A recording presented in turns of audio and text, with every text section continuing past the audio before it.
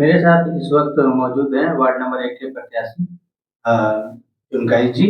अब इनसे हम लोग जानेंगे कि इनके पास योजनाएं के लिए क्या-क्या। चुनकाई जी, कमारीगुड़ा वार्ड नंबर 1 की सबसे बड़ी समस्या ड्रेनेज सिस्टम की है। आपके पास इस समस्या के स्थायी समाधान की क्या योजनाएं हैं? है। मेरा नाम जो है चुनकाई माझी है।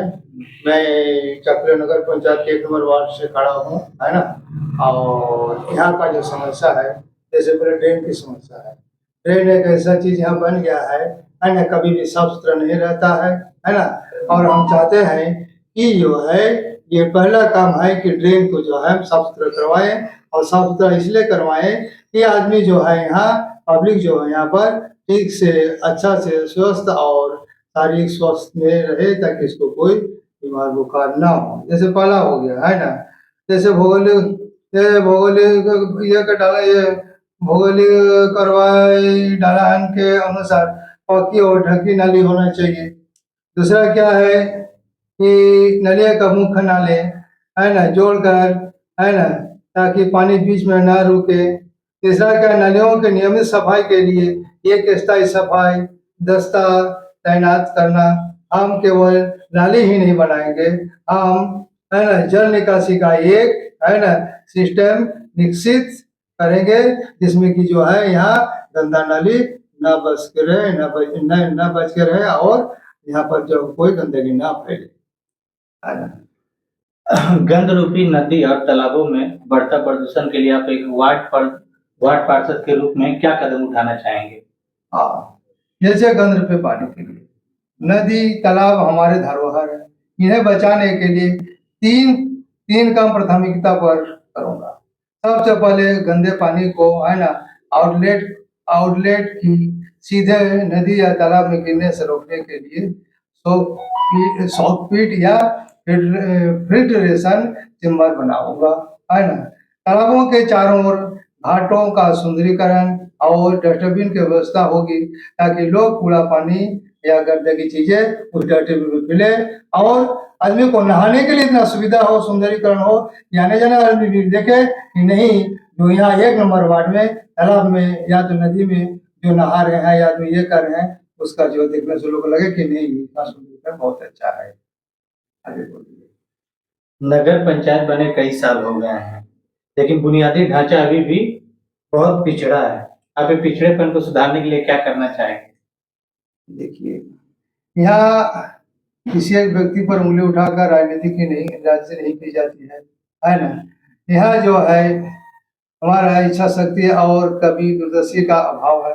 इस पिछड़ेपन का मुख्य कारण यह रहा कि बजट यहाँ पर आता है, और आने के बाद बजट जो है सही रूप से, सुचारू रूप से उसका जो है इस्तेमाल नहीं होता है। उसका जो ये आता है बजट में, जो उसका जो ये आता है ना, मनी वगैरह जो भी ये आता है, उसमें क्या होता है, इस तरह का वहाँ पर आदमी जो है उसके आगे पीछे लग जाते हैं कि बजट जो है आने के बाद सही जगह पर बजट नहीं पहुँचता है, और उसका सही काम नहीं होता है ना।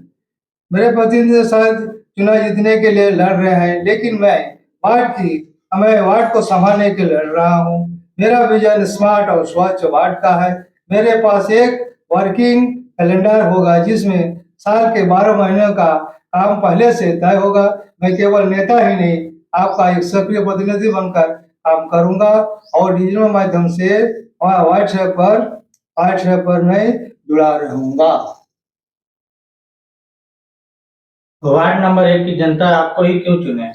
आपके प्रतिद्वंदी की तुलना में आपके पास क्या अलग-अलग है? मैं इसी मिट्टी का बना हूँ और इसी वार्ड में रहता हूँ। चुनाव के बाद जनता के लिए हर हफ्ते एक निश्चित समय पर वार्ड सभा आयोजित करूंगा, जहाँ लोग, है ना, सीधे मुझसे मिल करके अपना शिकायत दर्ज करेंगे, और मेरा एक छोटा सा कार्यालय होगा, है ना, जिसमें हमारा वो कार्यालय है 24 घंटा खुला रहेगा। मेरा वहाँ आदमी नाजिम मौजूद रहेगा, या तो मैं भी वहीं रहूंगा, और मैं पब्लिक के काम सुचारू रूप से, सही रूप से हम करेंगे, और जहाँ तक हो उसका और भी कोई ऐसा तकलीफ होगा, उसमें मैं शामिल होकर के उसका भी मैं काम। शिक्षा और स्वास्थ्य वार्ड के भीतर सरकारी स्कूलों और आंगनबाड़ी केंद्रों की स्थिति सुधारने के लिए आपकी क्या योजनाएं हैं?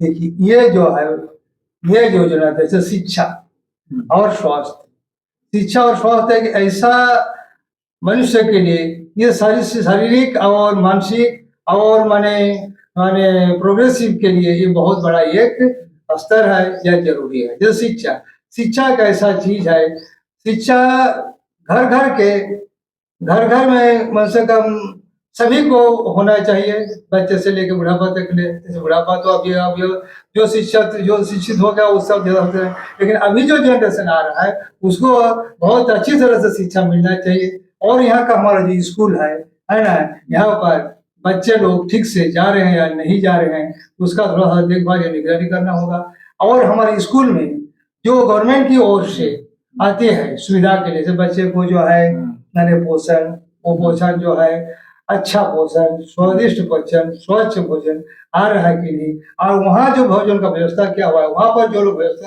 व्यवस्थापक में है और वो लोग भोजन को पुष्टिकर भोजन या अच्छा से भोजन को बना रहा है कि नहीं बना रहा है, ताकि वो भोजन खाने के बाद अभी भी बच्चे बीमार न पड़े, उसका स्वास्थ्य खराब ना हो, ताकि जो है बच्चा स्वस्थ रहे और गवर्नमेंट का दिया हुआ चीज जो है वो सही रूप से व्यवहार हो। यही हमारा सबसे बड़ा सेवा और ये सबसे बड़ा ये है, मैंने हमारा कर्तव्य है और इसी के प्रति हम बहुत अच्छे से ध्यान रखना चाहते नागरिकों को आप क्या संदेश देना चाहेंगे? हैं। मेरा संदेश नागरिकों पर यह है, बदलाव हमारे अपने हाथों में है। हम इस बार वोट किसी वादे या दिखावे के लिए बल्कि नहीं है ना, बल्कि हम काम को करने के लिए और सही काम ही हमारा सही विजन हो। आप एक वोटर नंबर आपका एक वोट वार्ड नंबर 1 की अगली 5 साल की तस्वीर तय करेगा, है ना। और आइए मिलकर हम अपने वार्ड को आदर्श वार्ड बनाएंगे और इस आदर्श वार्ड को इस तरह से बनाया जाएगा ताकि आदमी जाने कि 1 नंबर वार्ड है ना, आदर्श वार्ड कहलाने लायक हो।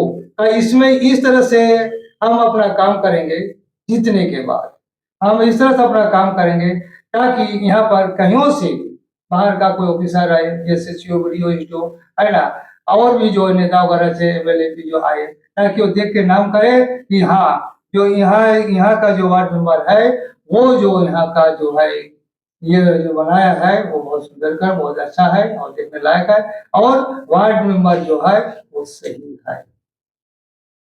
वार्ड नंबर 1 की चुनावी हलचल तेज है। आज हमने जाना कि उम्मीदवारों के क्या वादे हैं। चुनाव से जुड़े हर खबर के लिए जुड़े रहिए झारखंड टॉप न्यूज के साथ। सहयोगी रंजीत गुप्ता के साथ मैं संतोष कुमार गिरी। शुक्रिया।